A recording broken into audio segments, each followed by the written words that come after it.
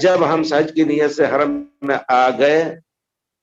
اس کے بعد میقات باہر جا سکتے ہیں، بے شک جا سکتے ہیں۔ جدہ اگر جانا ہوا کسی کام سے آپ اسی کپڑے میں جا کر کے پھر واپس آ سکتے ہیں، ضروری نہیں کہ آپ احرام باندھیں۔ ہاں یہاں تھوڑا سا ایک مسئلہ ہے، آپ گئے باہر کہیں مدینہ چلے گئے، آپ نے عمرہ کر لیا مدینے سے، اگر آپ سعادت مندی کے ساتھ وہاں سے ایک عمرہ اور لے لیں تو صحیح ہے، لیکن حج کا عمرہ آپ نے کر لیا، اب ضروری نہیں آپ عام کپڑے میں بھی آ سکتے ہیں۔ لیکن اللہ اکبر، حنفی مذہب میں بہت سے مسائل ہم کبھی کہتے ہیں کہ اپنے یہاں کیا مثال ہے، میٹھا میٹھا ٹھپ، کڑوا کڑوا، تو آپ یقین جان لیجئے کہ بہت بڑے پرانے امام حنیفہ اور دوسرے لوگوں کا قول ہے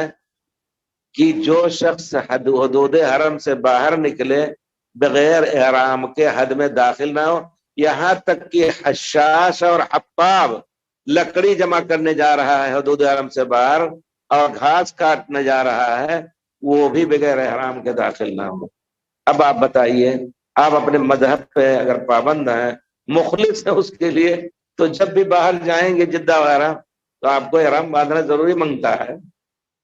اللہ معاف کرے۔ لیکن نہیں، صحیح مسئلے میں پیارے رسول صلی اللہ علیہ وسلم کی سنت رسول،